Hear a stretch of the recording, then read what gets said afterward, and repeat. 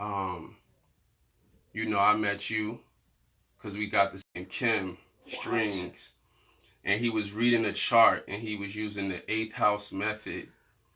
And I knew that method was from Rashad because I studied under him. So I just peeped it. I ain't say nothing. It was on some kung fu shit, like, like you see somebody technique and you be like, nobody did that. So I could peep it. So I was like, oh shit. So it was interesting. Then we exchanged numbers. I'm like, I'd rather talk in person. I don't really like to be. We was talking on Facebook. Right. And I said, I'm going to hit you on the phone. Then I hit you on the phone. And I said, I got way more respect for you off the gate because these salty ass niggas out here want to keep going back and forth. Right. And here you is like a man saying, nigga, forget that. Yeah. I got your number. Right. Let's build. You know what I mean? We both on we on the pursuit. You know what I mean? So yeah. Then we met up, and you brought me into your house. And the first thing I noticed was like the Tibet flags on the outside. Mm-hmm. And I was like, what are those? And he was like, that just keep people away. You know what I mean? Something like this. And then we went inside. And you started telling me about feng shui. You was like, yeah, I got my altar right here. You know, this room right here is this part of the house. This room right here, you know, and I got my back like this, and you was just going through, and you like, I leave the ancestors cake. That ancestor like sweet things. And there was one thing you said that stuck out in my mind. You said, ever since I started, you know what I mean, dealing with certain things, certain energy, I stopped working my job. I sustain myself 100% doing my own thing. And I'm like, that came from you doing this type of work? And you was like, yeah, you know what I mean? So instantly that piqued my interest because I did a lot of things to try to be self-sufficient with the courses, you know what I mean? Personal development programs. But then the way you said it so like nonchalant, I was like, damn.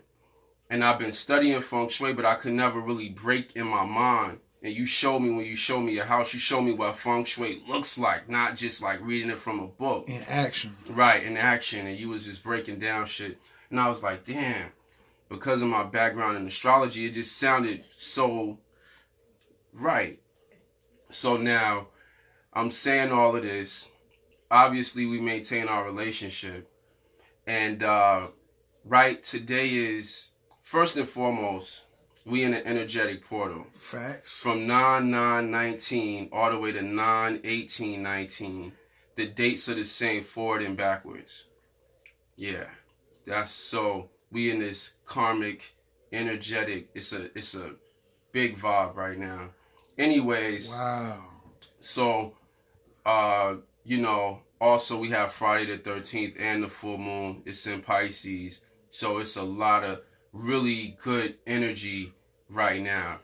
And we in Mill Valley, California, where this brother just did his first,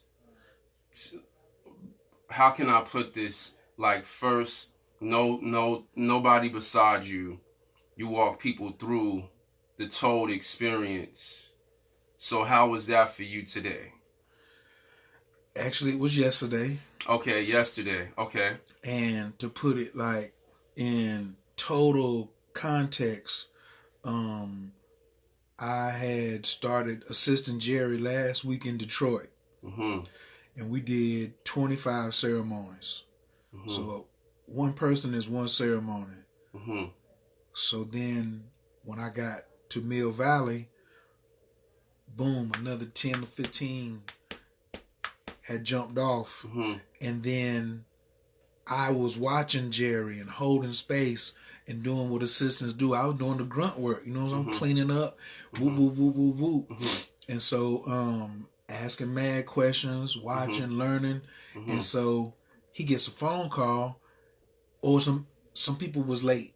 And he was like, yo, I got to be out of here at 7. They coming to pick me up at 7. Mm-hmm. And so somebody was supposed to be here at 5. They didn't get here till 6. And they was like, well, I want to take a shower. Jerry was like, yo, they coming to pick me up at 7. Mm-hmm. So I was just like, well, guess they're going to have to come back tomorrow. He was like, nah, you're going to do it. Mm-hmm. Whoa. Yeah. Whoa. Right. What do you mean? Oh, you've already seen almost 50 already. You know what to do. Mm-hmm. And at first I was a little nervous. You know what I'm saying? Mm-hmm. But then after the fact, the math don't lie, because when the sister went in, she is Team Pisces. Mm-hmm. Her son's in Pisces. The moon was full in Pisces. Mm-hmm. And the moon was on the ascendant at the time. And what progression was it? Like, was it a progression? Or is it transiting? Oh, it was transiting. Oh, so it was transit. Okay. It was just regular transit. You know what I'm saying? And it crossed over the ascendant. The ascendant was at 20. Which, for people that don't know astrology, when things cross over the 1st, 7th, 10th, and 4th house, those are what we call cardinal signs. This means that actions happen.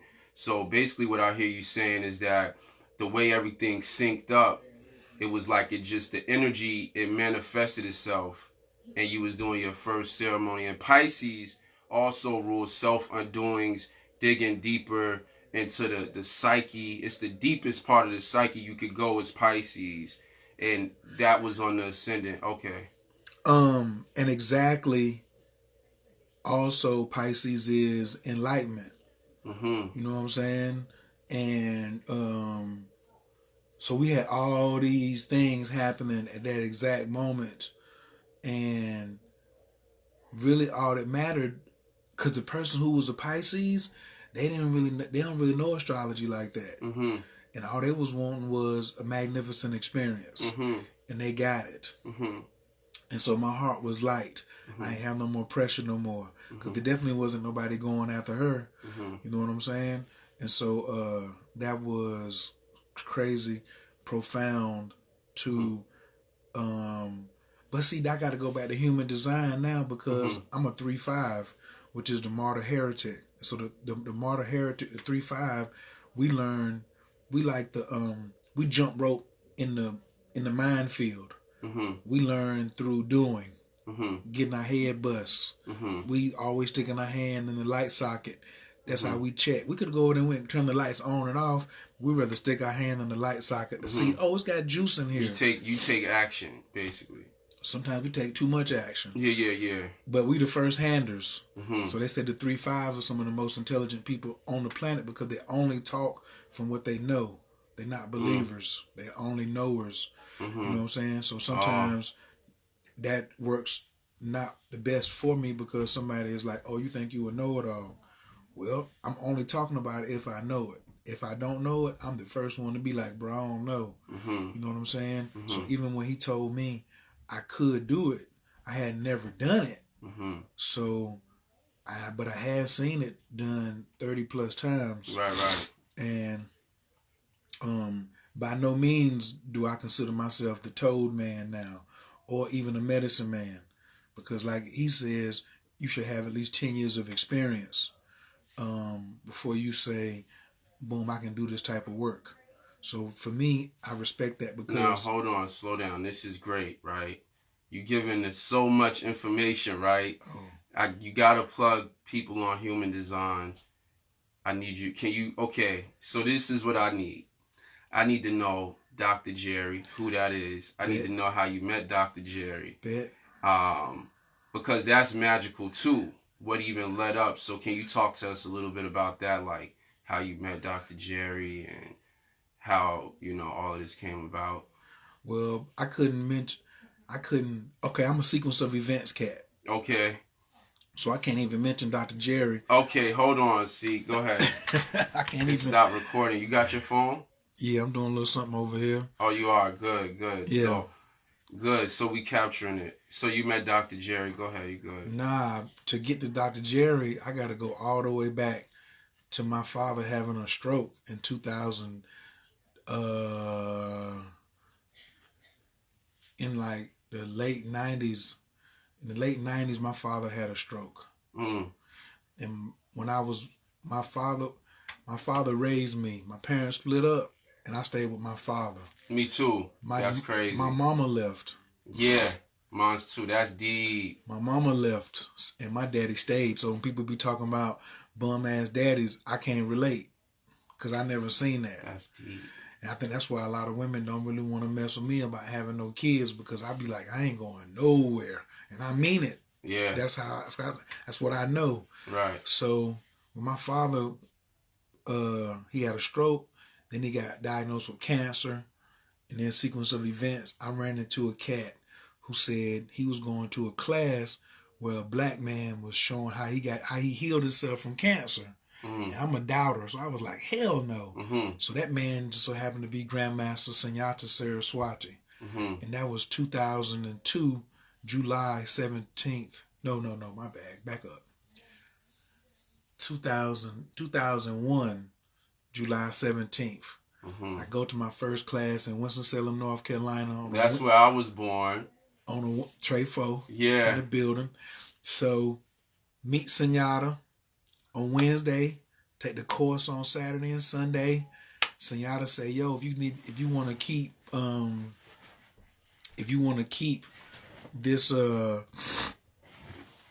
Sunyata said, if you want to keep this energy growing, you need to come to class on Sundays and Wednesdays with this martial arts. I was like, well, I got guns. I don't need no martial art. He was like, well, just come do the Tai Chi. He said, then you can take this energy, you'll learn it, you'll be able to help your father better. So I was down for whatever for my father. So while I was in this class, like a year later, my father dies. Before I got the whole thing down. So I ain't going nowhere now until you show me this whole thing. That's why I started. So that's heavy. So one day, his wife come out the back at the beginning of class, and she say, we're going to do this thing called African Kung Fu. And I was like, wow, Africans got Kung Fu? I thought Kung Fu was only Chinese. So she showed us this African Kung Fu that we started practicing. And then and we fell in love with it. Then about 4 years later, we on YouTube, and we see this black dude named Kalinde Iyi. And he the founder of the African Kung Fu. So we going crazy, but we can't find him. We don't know where he at. Yeah. You know what I'm saying? But we like, that's it. Yeah. Oh man, that's it. Right. And so fast forward, I find Kalinde Iyi on Facebook. Okay. Wow. And finally get him on the telephone, and all I'm doing is talking about how I'm thankful for him having African Kung Fu to show Mata G, to show us. Yeah. So he don't even know us, and his style done got down to Winston-Salem, North Carolina. So, boom. A year go by again, and another one of my peoples is telling me about the mushrooms and how the psychedelics, how everybody in Silicon Valley is using psychedelics. They using it to go to the other side and bring answers back, and they making their billions. So as I'm studying, he telling me I should try the mushrooms. So I'm on Instagram one day, and I see Kalinde, who don't hardly ever post. He got a big bowl of mushrooms on there. And I can look up under the bottom, and my man liked the picture. So I called my man on the phone and said, why you liking this picture of mushrooms? What you know about that? He said, I've been doing mushrooms since I was 17. You ain't never asked me. So now I'm like, I was talking to Kalinde 2 years ago about Kung Fu, and he up on the mushrooms. He said, nigga, Kalinde is the mushroom guy. Turn back around, I end up meeting Kalinde, and Kalinde started talking about the toad. Actually, the guy who turned me on to the mushrooms, he started telling me about the toad and Dr. Jerry. But then I got to Kalinde about the mushrooms, and then Kalinde says, I'm going down to Mexico with Jerry. I was like, dang, this is the second time somebody said something about Dr. Jerry. So he's like, I'm going down to Mexico to Oaxaca. We're going to do toad in the morning, mushrooms at night. So they go up on this mountain in Oaxaca and do the toad, which lasts 20 to 30 minutes. And then they come down the mountain and do mushrooms at night. And so next thing you know, me and Kalinde start getting halfway tight. He say, Dr. Jerry's coming to Detroit. Well, my girlfriend stay in Detroit. I fly to Detroit, and he going to be there on May the 18th. Your birthday. The 17th. Damn. Which was a Friday. So if my birthday fall on Friday, that's a Good Friday. Yeah. Then the next day was a full moon. That is a Good Friday, right? What? Damn. That's what Good Friday should be from now on. Yeah, I like personalizing it. Go ahead, I'm listening. And then the next day, the 18th, was a full moon in Scorpio. To a Cosmo physician who's going to get some toad for his birthday. So I'm looking at Jerry and Kalinde and saying, how'd y'all set this up? That y'all gonna have? They was like, we don't know astrology like that. They was like, it's a full moon tonight. Bruh, yes. So I took the toad that day with Jerry on May the 18th, 2019. How was that experience for you? Can you talk a little bit about it? Life-changing. How so? It's the most radical experience ever of going into the infinite, of being pulled apart, molecule by molecule, and spread across and uniting with anything in existence, known and unknown, and then sucked back together in less than 18 minutes. But it felt like a lifetime. What was some things specifically that changed for you? Because I know you're a Taurus, you practical. Like, what are some things that specifically like... The practical? Yeah, how so? No, everything practical changed. Yeah. Because there's no way possible, you know what I'm saying, with my Virgo's rising sign and Taurus in the 9th, that all this stuff was even possible. So... But I'm a show me person. So they proved to me that practical ain't all there is out here. They proved to me that the subconscious, the metaphysics, all the stuff I've been talking about is much, much realer and deeper than I could even imagine on any spectrum. Quantum level, all this other stuff I've been studying for years and years and years. It validated it probably in the first 20 seconds.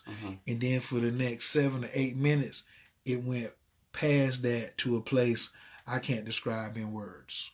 I was going to ask you if you could. Me. Wow. Okay. Humbling, and dropping to your knees and realizing that you ain't nothing, but realizing that you are a part of everything. That is what the toad did. It was amplifying. It amplified all my senses. You know what I'm saying? Did you have any visions inside of it? Like, was it anything taken from, like, inside of taking it? Was there any pictures that you remember? No. The closest thing, if you saw Doctor Strange and the Sorcerer Supreme touched him in the forehead and he started falling through space and seeing all these things at one time, like moving through the multiverse. Yeah. Not just a universe. Let's just say I hit this universe in 30 seconds. Yeah. Listen to what I just said. I traveled and comprehended this universe in 30 seconds. And then it took me through 15, 20, 30 other universes. Wow. Faster than light speed. Wow. So that's the only way I can describe it. So if you're saying you want me to, and you can't hit the pause button. That's what Mike Tyson meant when he first went in and he was like, make this shit stop. Make it stop. Make it stop. Yeah, you can't. Once you in, it's like on a roller coaster and you try and tell them to stop. Bruh, we already upside down.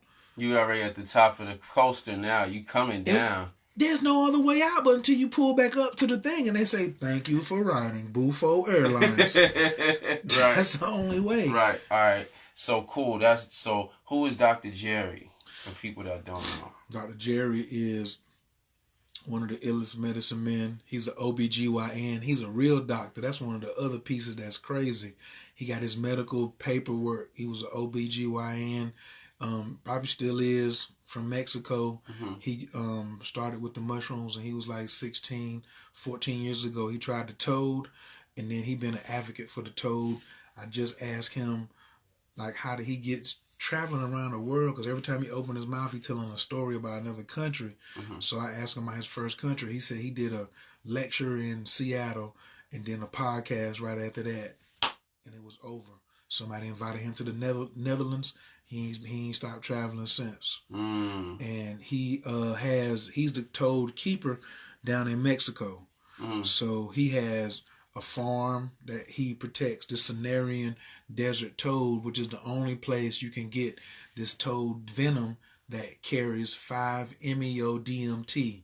So when Hey, don't tell where you can get it from no more. You know these people, man, they crazy. The Cenarian Desert is in Mexico. Forget it. And it was run by the Mexican cartel, the Cenarian cartel. So I can tell them, but you're not finna. You can't ruin it. What? Bayers can't go slay it and burn it up and create synthetic toad and shit.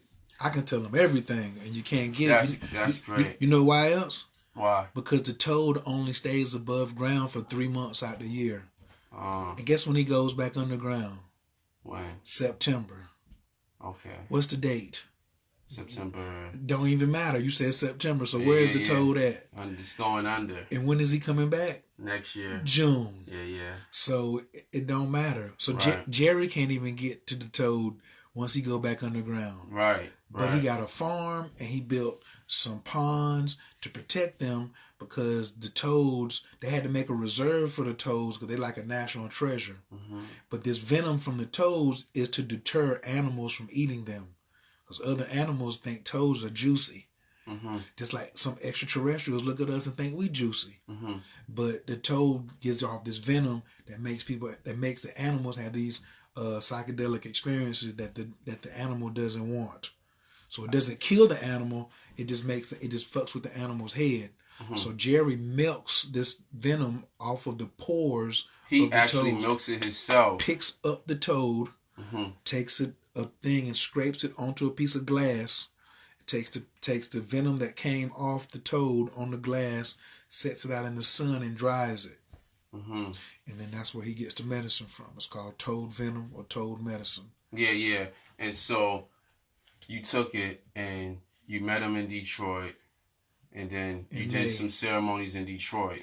No, I seen him in Detroit and I went back to the crib. I went back to Atlanta. So did you, but you met him in Detroit when? Like May 18th. And you did the toad on May 18th. You met him through taking the toad. Then I went back home. Mm-hmm. We kept communicating on Facebook. Mm-hmm. And then he was like, bro, you need to come down to Mexico, see my spot. Mm-hmm.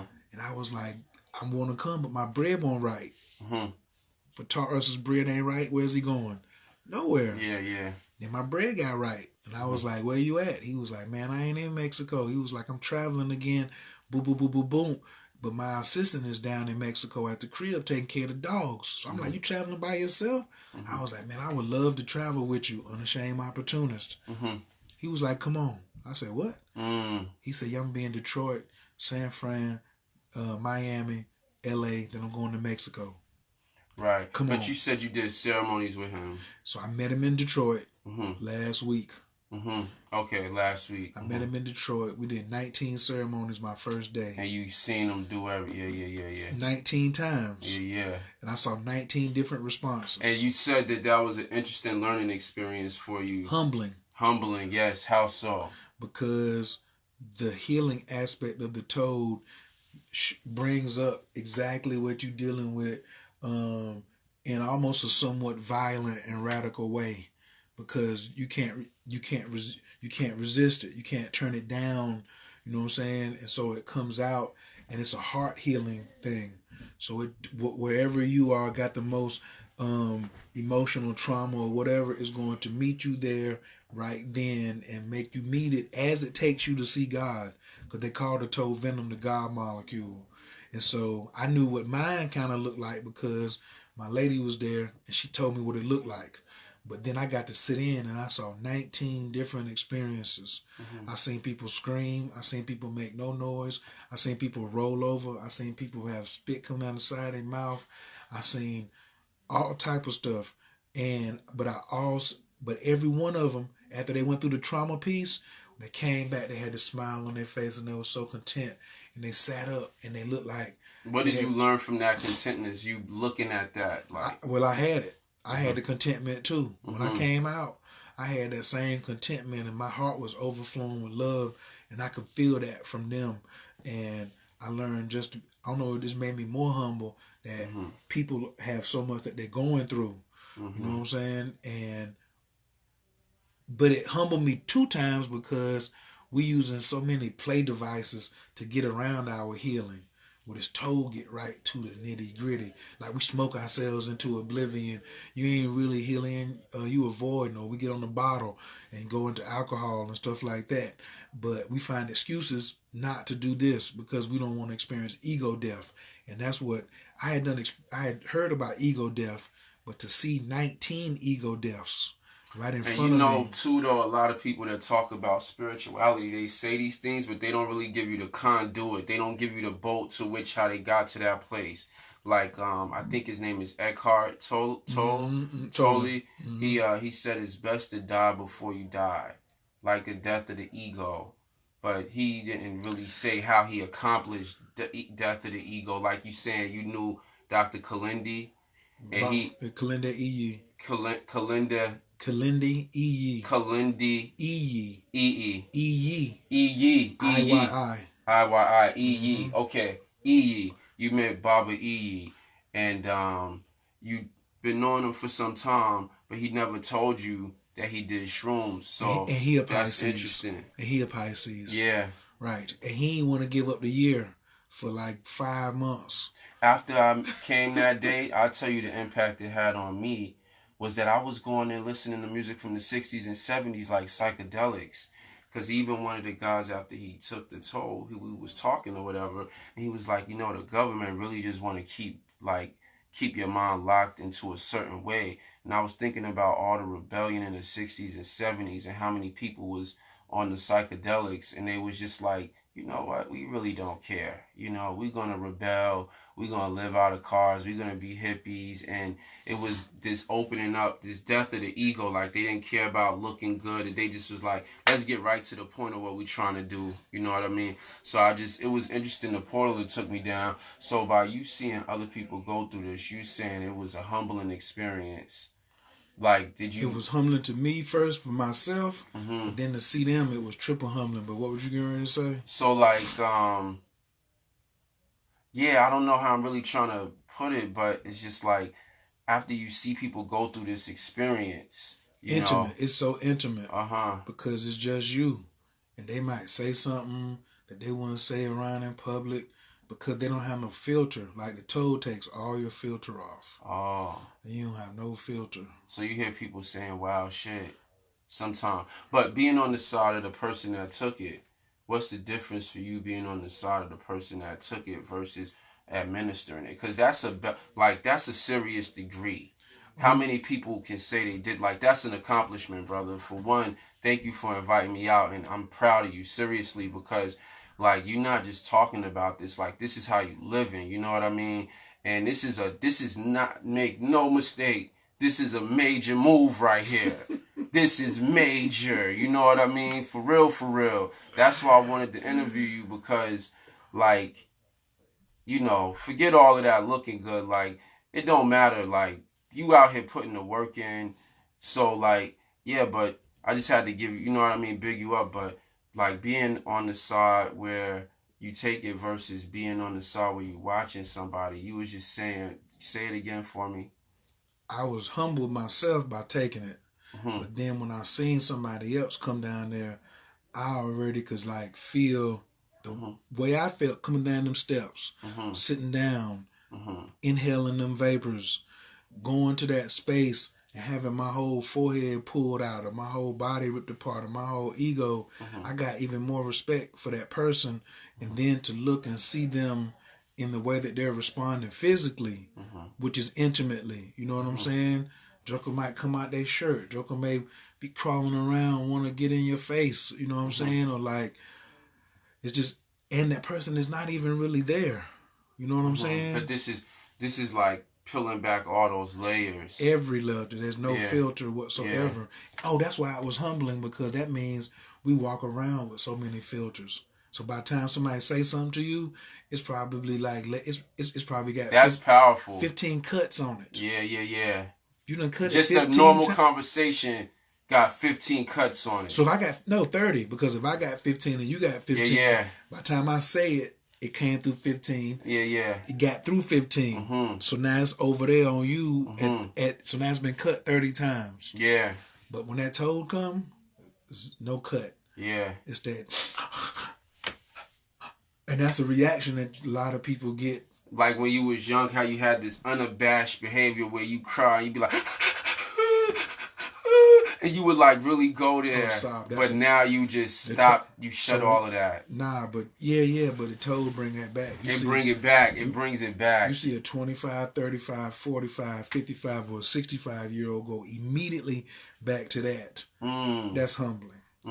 Because it's so free to be able to do that now again, but it hurts so much to pull all that off of you because you was trying to keep that, and so now it's done been pulled off of you, and like that's crazy. My battery going on 5%. Nah, it's super dope. Last 2 or 3 questions. So now you did that, and talk a little bit about human design. Like, you're a major advocate for it. You've been talking about it, so I know it's real. Like, what's up with it? So I'm a major advocate for astrology, period. Right. Human design is astrology. No. Okay. But I just had to say that I wouldn't even be interested in human design if it hadn't been for my astrology. love of astrology. Okay. And so human design is a combination of the I Ching, which is another thing I'm fascinated with, and I'm a junkie, you know what I'm saying, from the oracle side and the martial arts side. So how I fight, like in the street, or handle things in my mind in confrontations and conflict resolutions, is with Bagua, which is the feng shui. You just type in Bagua. Right. So there's a physical way. There's a physical manifestation of every gua. Yes. Of every gua. Yeah. Heaven pump. And human design is also, it's in that thing, the physical. I Ching. Yeah. Astrology, a 9 chakra system instead of 7, and some a 9 chakra system versus 7, and a Kabbalah. And so, but they don't rock with the rising sign or the planets like that. So the planets are called gates instead of planets. They're called gates, or the planets are gates. So since our teacher Rashad thought it was corny, he was wanting his students to think it was corny too because it didn't have a rising sign. But what he didn't realize is when he teach you how human design needs the right time of birth. Oh, okay. But they don't know how to get the right time of birth. Well, which is the thing is this. What's fascinating about what you're saying is when I go across and I look at different spiritual things, like, for example, in astrology, you have 4 elements. In feng shui, you have 5. But in astrology, you have air. Feng shui literally means wind and water. So they account for the air just like, so I was even dealing with like 7 elements instead of just 4 or 5, because I'm taking the elements. Anyways, go ahead. So the human design puts these things together. And I had the information for 8 years. I was just collecting the information, but I really didn't go ham on it until March 2018. I sat down one night and just was like, let me try to understand this. And it was much easier than what I thought. And so I started with a thing called a 7-day challenge. It's only 4 types of people according to human design instead of 12 signs. So I was like, well, damn, that damn simplifies it. So it's a generator, manifestor, projector, and a reflector. 70% of the people on the planet are generators. That they build things. They call the generators the slave of the matrix. They're necessary. They represent sexual energy. Without the generators, the planet would die. Projectors guide the generators. That's what they do, but they're not supposed to be doing no work. They're just supposed to guide. So I'm a generator, so I was always wondering, like, why am I always working so hard? I was looking for an easier way when I ain't supposed to have an easier way. You're supposed to have a guide. I'm a worker bee, but I was trying to figure everything out. So now all of a sudden I know who to go look for. So in astrology we'd be like, dang, do I look for a Scorpio? Do I look for such and such? Now I just look for a projector. I don't give a damn what their sign is. See, okay, I just go get me a projector. Then there's a manifestor, they inform.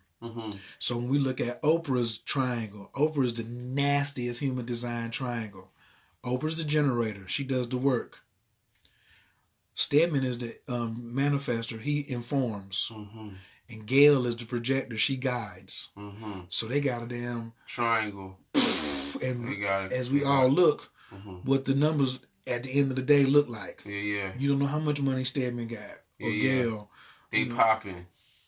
And they got their formula going. And then the fourth one is the reflector, which is less than 1% of the population. That sounds like a third wheel. Talk to me. The reflector is he or she are, instead of responding, waiting for the invitation, or informing, the reflector has to wait 28 days. They're the most rare type on the planet.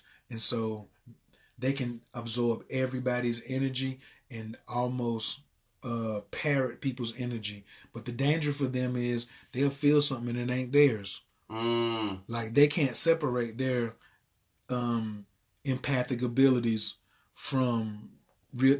It's hard for them to shut it off, especially if they don't know if they don't know that they are a reflector. So people that want to find out about human design, where would they go? Like, how do you get this information? I would start with YouTube.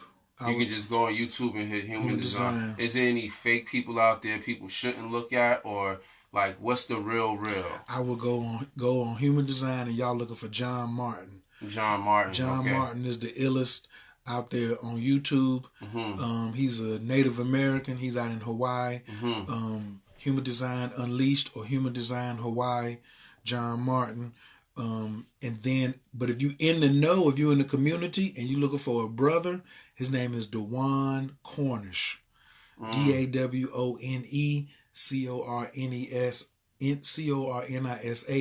and he got a joint called HD for the People.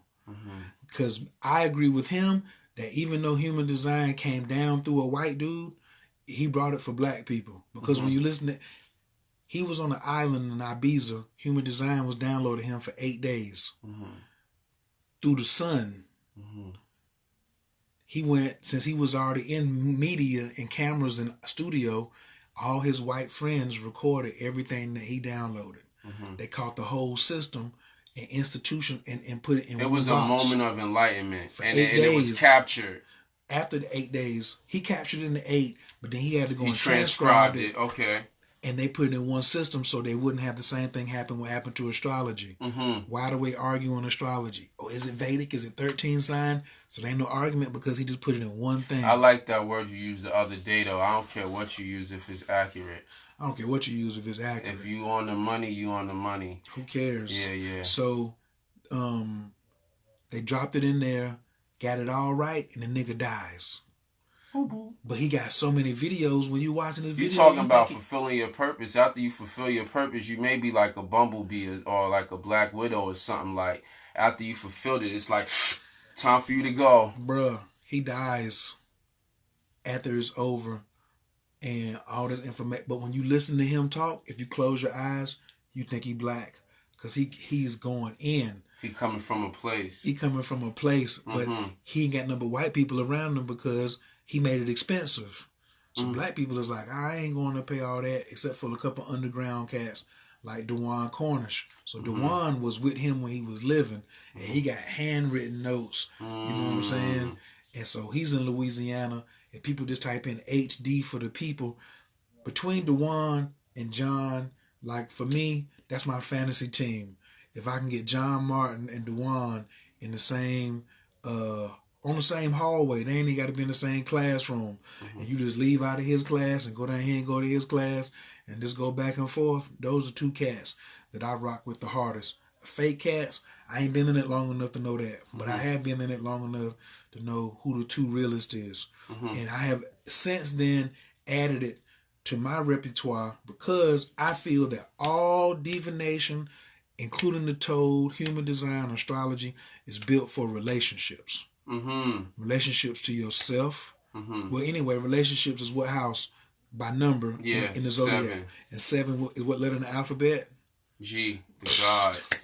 And geometry. Yeah, geometry. So all sciences is going back to relationships. Yeah. Because geometry is how numbers relate to one another. So I said that the other day, actually. I was like, all of life is not really your perception, it's your relationship, which is something completely different. So as long as I'm getting accuracy, it's a wrap. And so when I found out about the relationship piece of human design that I learned from Dewan, which was like some street nigga shit, that's ridiculously accurate, because instead of 7 chakras, you got 9. But the chakras are either defined or undefined. So if the chakra is defined and it's colored in, that means it does the influencing. If it's not colored in, that means it can be influenced. So for me, out of 9 chakras, I have 6 that are defined and 3 that are not defined. What's the 3 that's not defined? My head, my ajna, which is third eye, and my throat. Your crown, your third eye, and my your throat chakra. Right. So how do you color those in? By being around somebody else who does have it. You think you color one in since you took the toad? No, you can't. Or the mushroom? I can't change my birthday. That's just like saying. Oh, they come like that. Okay, I get what you're saying. Where's your Mercury? Taurus. How many degrees? 13. Can you move it to 9? No. Okay. It's inbred in you. However, if you get around somebody who got Mercury at 9 degrees, then you can utilize that. Yeah. Because they standing in your cipher. Or if you meet, what's your rising? Virgo. So if a Virgo standing, when you talking to what's Faustin. We talking to Faustin. She's an Aquarius. She's in your 6th house. Yeah. So she trying to help you with your business. Yeah. So that's the same way. So if I got a undefined head, if I'm around somebody who has a defined head, while we're in the same vicinity, they can influence my thoughts. So now you learning how to, yeah. That's deep. So these are the ways that it impacted your life, where you start moving around and the way you plug in yourself. How else though? Because I remember you talking to me about goal setting or like the practicality of it when we talked like 7 or 8 months ago. So when it comes to goal setting, growth is the purpose. Everything else is the result. I only got 24 hours in a day. So to have 24 hours in a day, I got to have a system in place. Because success is not a secret, it's a system. So I have to set up something that allows me to really not be having to always be hands-on, but make it more systematic. So anything that can help my systems, which is Virgo South Node, will let me spend more time being creative. Yeah. So I don't want to have systems all the time, so I can be watching it. I want to have systems in place so it can be running without me. Automatically. I'm trying to make myself... you duplicating God's process.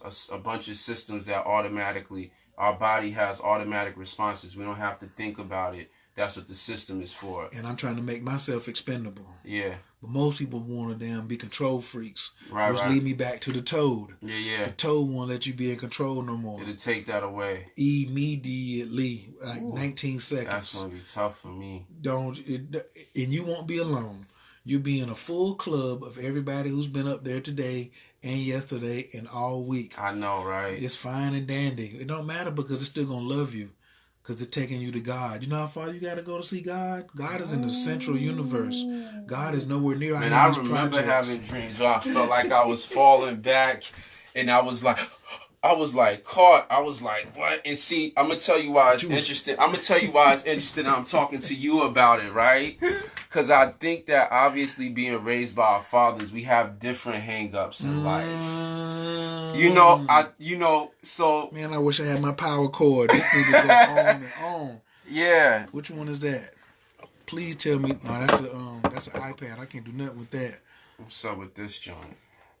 Bongo. Oh, game over. We back. We all the way just got back in the game. Golly, we just got back in the game. That's a suck. Matter of fact, there you go. You can do that right there then. Go ahead. Yeah. So, basically, because both of us... Man, look how God worked, man, that we had that chord right here. We ain't know that. Yeah. That jungle saved us because that jungle was on like 2%. Right. And then you just hit this last question about the fathers and the hang-ups. I really need to hear this. So please continue. No, I want to know because, obviously, having your father raise you is a very good thing. But I just wanted to know basically your journey with it because at the end of the day, it's different when your father... I can't really explain it, but that's why I sort of want to... Well, if your father raised you, what are you missing? Your mama. Right. So if your mama raised you, you missing a father. You see what I'm saying? Right. So I was missing a mother and nurturing energy in the house. Uh-huh. So when you say if you being raised by your father, you got a hang up. Guess what it is? What? I lack nurturing. Yeah. You know what I'm saying? Yeah. It was a whole bunch of, you know what I'm saying? We gonna get it like this. Yeah. And guess what? That's how I nurture. Yeah. You know what I'm saying? Because you ain't gonna be soft. You right. Pump. Right. Whoop, whoop, whoop, whoop, whoop, right. Whoop, whoop, whoop. And so then that could easily go into mental or verbal. The physical abuse. Man, I'm a boy. I'm a man. Of course, he gonna give me that. Right. But my mama probably would have came in and was like, "All right, man, let me put some oil on it. Yeah. Get off of him for a second. Let me get right or something." Yeah. But yeah. It just wasn't like that. So yeah, my hang up was also I was picking up on what my father was doing too. Yeah. Yeah. Because I saw him as a womanizer. Mm-hmm.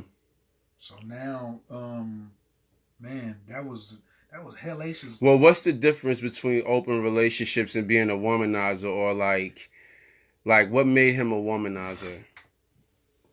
Which one you want me to answer first? The open relationship or the womanizer? What made him a womanizer? What made him a womanizer is he was using women just to meet his ends. Mm-hmm. Just what he wanted for himself. Okay. You know what I'm saying? Like for his own sexual pleasure, or for his he was such a smooth operator, you know what I'm saying? And like he could I think a womanizer is someone who is manipulative. You know what I'm saying? And so he came from that era of the slick backs, the leather jackets in DC. He was in the Air Force. He had been around the world. My father used to go with Diane Carroll before he met my mama. So he was always down with Who is that? Diane Carroll. Come on, don't do that to me. I know I should know. Forgive me. Diane Carroll was like the first Beyonce. Oh my goodness. Yes. I gotta do my research. If you say you bagged Diane Carroll. Your pops did that? Jesus. Yeah. Yeah. Yeah, my G, you know what I'm saying? And then, like, even the picture of his first wife before he bagged my mama. Yeah. She was a dime piece. Right. And then my mama was stunting when she was young. He bagged him a Scorpio. Yeah. You know what I'm saying?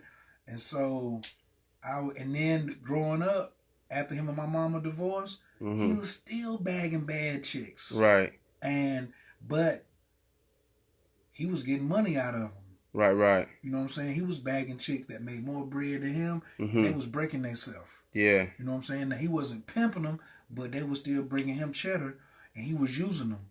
You know what I'm saying? And I was just like, but I can't say he was like super manipulating them, because that's what they wanted too. I guess, you know, they looked at my father like a father figure. Right. But see, what I learned from my father now, I think about it, is, and the same thing I was talking to Jerry about, when you keep going from relationship to relationship, and it keep looking the same, guess what the common factor is? You. You. So, my mama was a runner. She ran from her father. But she ran into the arms of my daddy, who was 17 years older than her. So she went from one father to another. Yeah. Then when that didn't work out, she ran from him. Right. Boom. So now my daddy, he didn't fix his behavior from when he was dealing with my mama. Yeah. So all the other relationships look like that too. I feel like so he kept attracting women who he was looking at. Now I like them young, tender myself. Yeah. Front, but not too young no more. I can't deal with y'all. Sorry if you ain't had your Saturn return. I really gotta go ahead and pass you on to the God here. I'm just gonna give my number to my man Q and be like, you know, he gonna hook that up however he can see fit. Yeah. Because he can go. You can bat both ways since you at that age. Right. I can't no more. You know what I'm saying? You ain't have no Saturn return. It's bad. You got to go on layaway or something. You know, just go ahead and find yourself somebody else who want to deal with that. Yeah. And that's the advice I give you. When you get past 35, you better leave them ones in their Saturn return all the way alone, brother. It ain't worth it. That's good advice, it's too much work. It won't be super applicable until later. You'll call me and say, well, I know what you mean. You know what's funny? I never really bagged a young chick. I'll be bagging cougars. It's different. I don't know what it is. It's natural. This dude is retarded. I gotta drink next album. So Peace. Jazz is cool as hell, ain't they? And these pictures, she got these all over the house. Man. Yeah, it's great. I just want to thank the creator for me even to be in Mill Valley to pour water like this. Just reach over here. This jar is like all over the place. I don't know if this just is how it hold. So like for me, I would say like a hang up. I don't really know. It's hard to explain, but I think I am a little like brash. I don't know.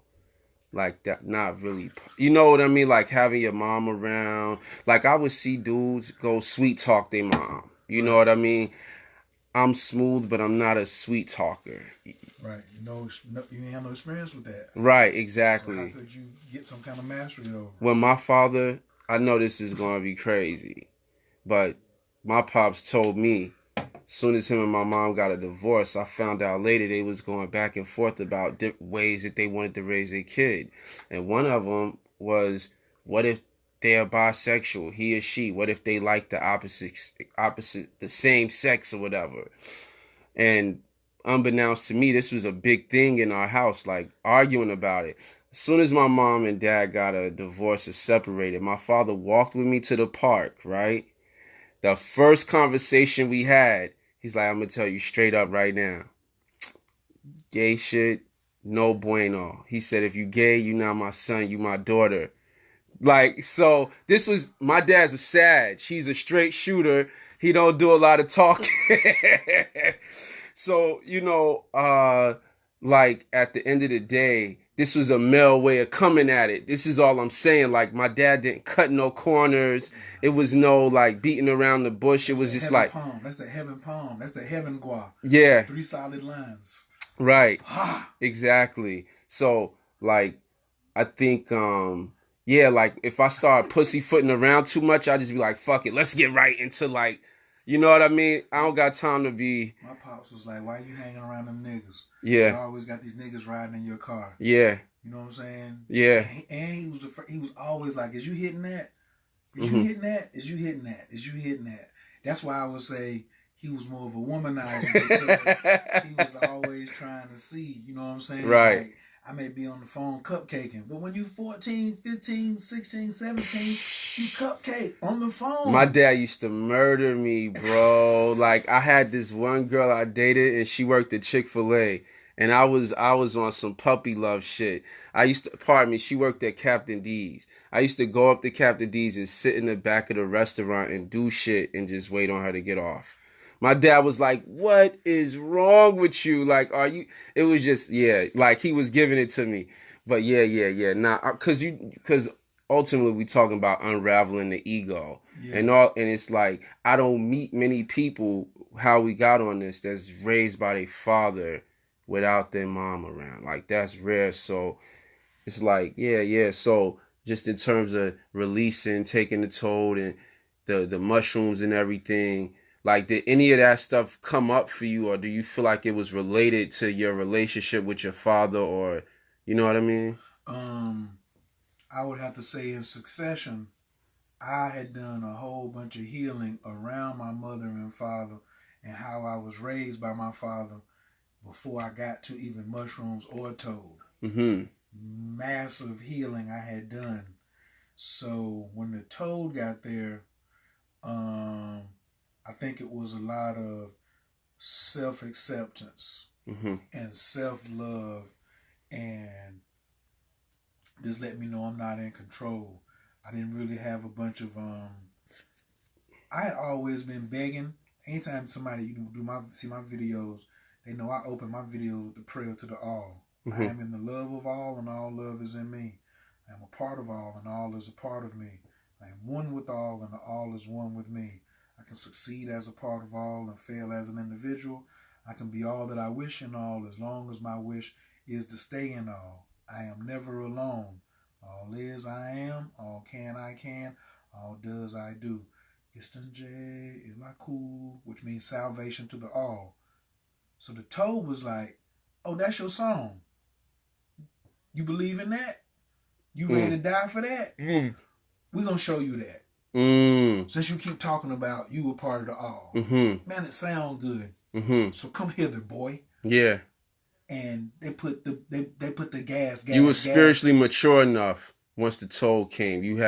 It was a lot of layers you healed, and the toll was like, this is what you've been asking for. Yeah. Like, you've been saying it in theory.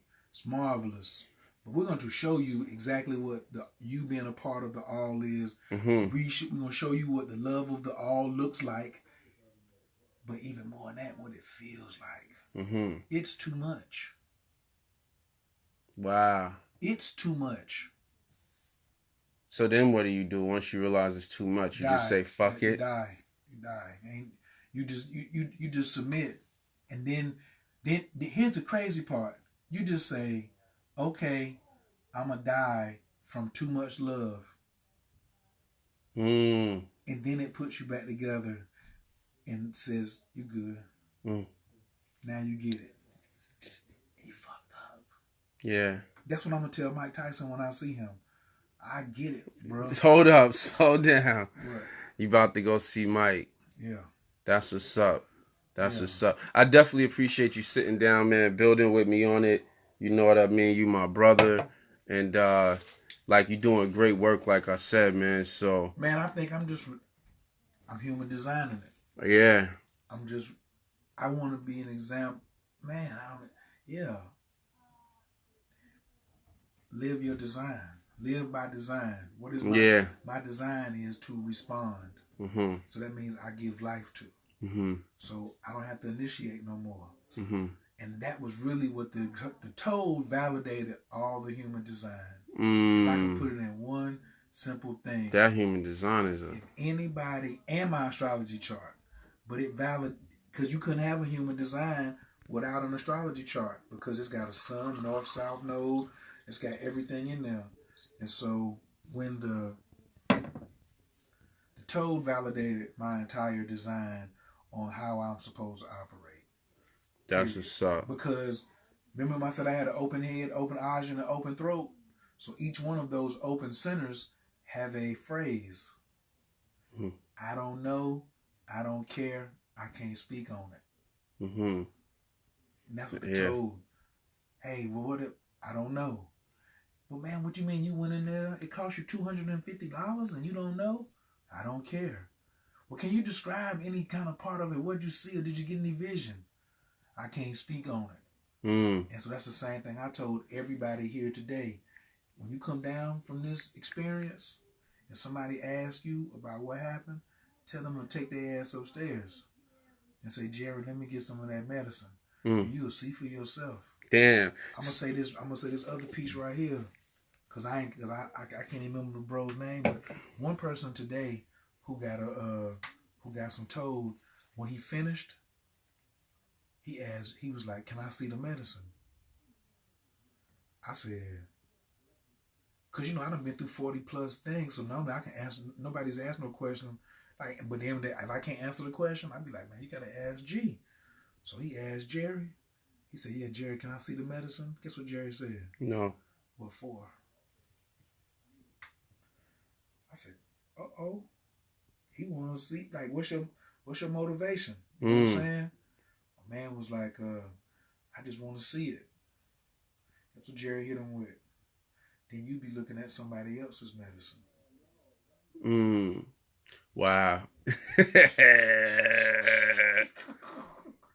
Guess he didn't see no medicine. Damn, that's cold-blooded. That is the most that was so remarkable. You got to keep that one in your bag now as you going as a medicine man. That was remarkable. That was the greatest shit. I have several things that I got, some jewels that I ain't even pulled, that probably will just come out instinctively. But that's why I said I wanted to be organic, because I know the jewel is in there, but I know we got to talk, and that was definitely. Oh my goodness! Wow. So then I came back because it was so cold, but then I was like, well, when they come back next time, you better look at the medicine before you smoke it. Because he put the medicine right in front of you. Because when you getting ready, he put the medicine right in front of you, right between your legs. He put it right there. It's yours. So he could have been like, could have inspected it and everything. Somebody put told. They could have done it. No, so they could have. Mm.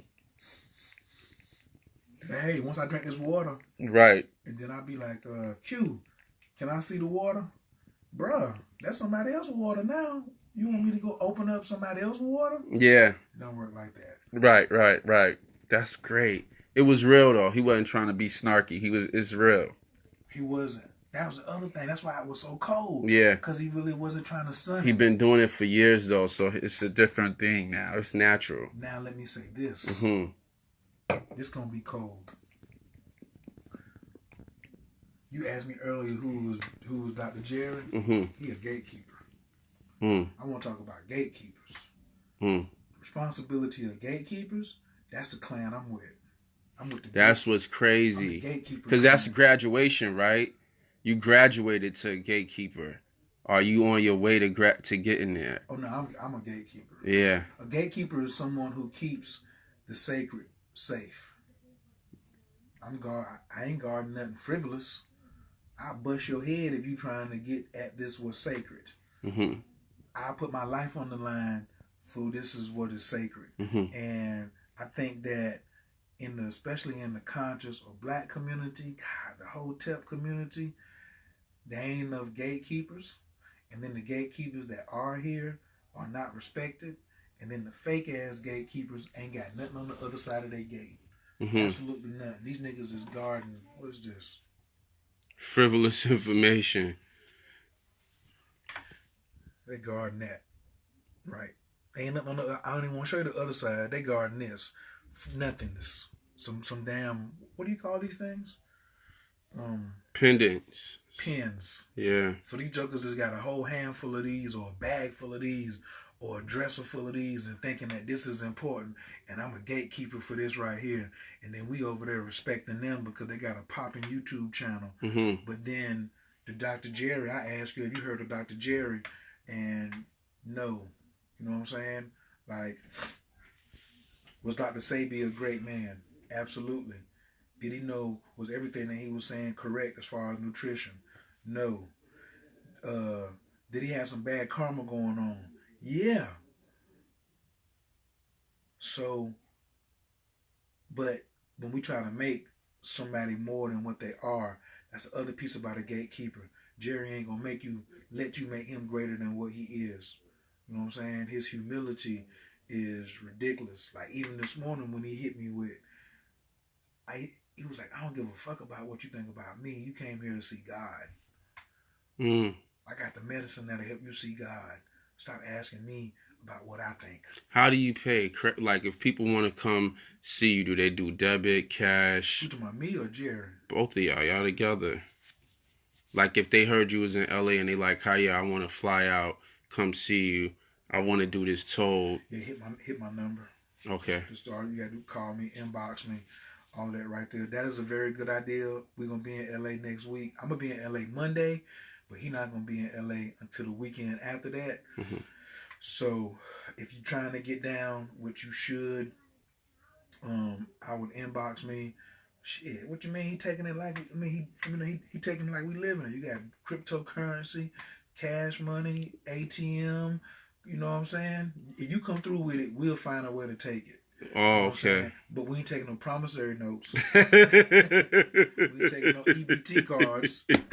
No EBT, not if you double up? Nope. $750? No double ups. Damn. We ain't taking no pussy payments. You know what I'm saying? So, my man. Nah, you need that bread. One thing I like about, the other thing about Jerry is not only is he a gatekeeper, man, he is definitely a man of integrity. You know what I'm saying? Like, he don't cut no corners. And he believe in the abundance of the universe. And his insight, he does the toll once a month. Mm. Let me say that again. Say what? I got some joke. My man who just came in for his second time, he was like, man, I took this a year ago, May. I ain't no rush to get back. You ain't trying to do this like over. I mean, some people got that type of thing where they want to go over and over again. Like, you think once a month? That's some you built up. You time traveling for real now. Like you keep, cause like I was in a professional development program, and the one thing that they, always suggest is that you stay in it because you always peeling away. It's never. It's like the real lesson in spirituality is it never ends. People think it's like a place you get to, and it's like, oh, it's over, but it's not. So spiritually, in terms of doing the internal work on yourself, that never ends. So he's always going in every month. He like, I'm going back in on this work again. He says it keeps him humble. It don't ground him. It keeps him humble because he's taking off. The toad. Here's the thing with all psychedelics and why niggas, black people, melanins, hoteps. Am I leaving out something that represents black people? African American, Moors, Nuwapians, Comedics, Ifas. Am I missing anybody yet? A lot of people, but I get you. Yeah. Anything black, right? They're afraid. That's why it's so humbling from what I've seen because it's been more white people. I'm talking about some black people who was in Detroit. But I've seen a whole bunch of white people coming to a black man's house to get with to get with the toad. And black people problem is I want to stay grounded. That's stupid. The answers ain't on the ground. The answers is piercing the veil. There ain't no ground veil. When they say piercing the veil, that means you got to have enough power. Let's just do regular sex education. Ladies, I got some ladies on there. I'm sure I got some ladies on there. Yeah. Some ladies on there. Yeah. Ladies, can he get some coochie without bloodstream going to the phallic area? I'm like looking at the screen waiting on a response. Can he get some coochie if there's no bloodstream? If he don't have any, ladies, what makes an erection? Blood flow to the phallic. So if there's no blood flow going to the phallic, how can he penetrate? And then that leads to who being frustrated? The ladies, right? So there's got to be some juice in the hammer to penetrate. And that toad is the juice. The toad, the LSD, acid, mushrooms, DMT, all the psychoactive plant medicines, which we call entheogens, is the juice. Hold on, I'm gonna let you get back in here so you can talk to the people, because I know. Are your hand hurting? Nah, just people talking to you. I'm pretty sure. Man, they better listen. Flip it on yourself. I see, Naj. Nah, this is deep though. This is not to be taken lightly. For real. Man, you could have answered all these. You know, that's your fan base. They like to hear from you. Y'all got a whole thing. Dewan Cornish and John Martin. Just type in John Martin Human Design or John Martin Human Design Hawaii. So if they don't have, so when you take on a psychedelic, even when you said it yourself, you was like, yo, I'm a little nervous about that because I'm going to lose control. Yeah. You ain't scared of losing control. You scared of losing your footing. Because, so now we go to martial arts. How is the body designed? The body's natural, guidance system is to stay on 2 feet. So if you got your feet side by side, you start going back, one of your foot will shift back. And that's your autonomic nervous system. You not even thinking. So if you got your feet like one back and one up, you start getting pulled to where the foot is not, that foot will move. So you never want to lose your balance. The human body is designed not to fall. So as soon as it sees itself falling, it starts to make an adjustment. So that's why in martial arts, if you can get somebody where their footwork is off, they won't even throw a punch because they can't convince their nervous system to keep them upright. That's what judo is about. I ain't worried about you throwing a punch. If I can make you more afraid of falling, then you can't throw a punch. So you may be a better striker than me, but if you always trying to get your balance, you can't get a punch off. That's what Bruce Lee was talking about by holding a bird in the hand. He couldn't, or Ip Man or whoever. So we black folks want to stay so grounded, and we so afraid to take off. Do you think that's trauma, or what do you think that's coming? Where do you think that's coming from for us? Lack. Lack of what? Sense of lack. We are bull jiving about this whole the universe is abundant. We don't really believe that. We liars. We believe that there is not enough to go around, and that's been our conditioning. And even though we know that that's been our conditioning, you can know a crackhead know he's a crackhead. Leave your wallet. That nigga still smoking. Yeah. So black people know that they have a poverty mentality, poverty consciousness, and then they still say, I shouldn't be operating from a place of lack. But they only try to put it in one thing. But when you operate from a place of physical lack, then your next place is spiritual lack. And so you don't trust a creator. And then the next thing you know, you're always afraid of dying, which is an illusion. So they don't want to lose their footing because they feel they're getting closer to God. So down here on earth, let me pray. How many times you been on Facebook saying, well, keep my family in prayer. Somebody's in the hospital. Well, if you're asking in prayer, you're trying to get closer to God. So now if you're trying to get closer to God and this damn thing is taking you at 50 times light speed, why are you afraid now? Bob Marley said it the best. Everybody want heaven. Nobody want death. Well, how would you operate that? How you doing? I'm doing fine. How are you doing? What's up, Brian? How you doing, brother? Good to see you. Yeah, we having such, man. So Linda's ready to go to bed here. Okay. And I guess you're helping figure out how we register the thing, which we do there so that he can go to bed there. Okay. The guy who's upstairs. You want to unhook it and bring it down here? I think it's... Well, ladies and gentlemen, over there. So, okay. Maybe that's... As we can see, this is about to get tidied up. My man Q did an excellent job. We was just asking questions and doing this, or he was doing it until until something like this happens. So some people were in somebody's room and they ready to go to bed. So we're getting ready to log up out this piece. We hope that everybody. What time is it? Oh my God! It was like 3 a.m. on the East Coast. Well, ladies and gents, we appreciate y'all. I think y'all should meet the man behind all the questions.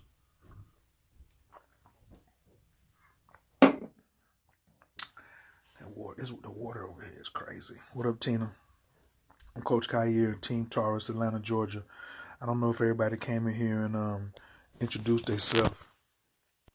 Yeah, the battery definitely is about to drop out now. As we get off of here, I'm gonna go ahead and give y'all the prayer. Anabakor, Gijalaki Minka, Tatia Tezaraka, Bel Renat, Chasak Vanu, Tahara Nunara, Nagibor, the Shea Yakadeka, Kavava Shamran, Barkham Tyron, Rockame, the Zika Taker, Tamid Gamlin, Kasim Kadosh, Badaruf, Tufka, and the hell out of Taker. Yakib Gehel, Chapanez, or Craig, Tushka Taker, Shavatanuka Bel, Ushma, Tazakatanu, Yodea Talamot, Boruk Shem, Kavomakuto, Lalam Vaed. Oh, I just drunk so much water. I done ate so much food. Man, I'm in just good shape. But look, we're going to holler at y'all. We appreciate it. Where did Q go? I'm trying to keep him on until he falls back over there. This guy, we met in Atlanta. He moved to California. I'm just out here visiting. He came over. I just wanted to show him the spot. He done made friends with the owners of the house. And it's like, he running around the crib like he been knowing them for 5 or 6 years or whatever. Right? So that's another thing too. Y'all need to get over this, the whole color stricken thing piece about, what the whole just man. Is it some jacked up white people? Sure, but some jacked up black people out here too, man. And so I don't even really like getting into that conversation, but it's corny. But a lot of y'all can have more benefits if you learn how to network better and have more people skills. You feel me? So, somebody you inbox me? Okay. So I'm gonna be in LA. If what's up, big brother?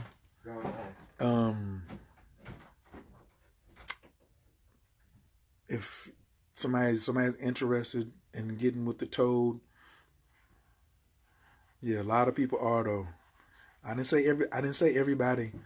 Alice, why must you take things personal? Just because I say you people, if it don't apply to you, you don't have to defend yourself. Just keep it moving. When I see a woman talking about black men on Facebook, I don't go on there talking about, not me. You ain't talking to me. I don't got to go over there and defend myself. Right. Cheryl didn't say nothing. Kandaka didn't say nothing. Latifah didn't say nothing. You see what I mean? But anyway, I am mad sleepy. I was going to get the guy to come back through here real quick. He is over in the studio. If I walk over, it's going to get dark. Let me see real quick.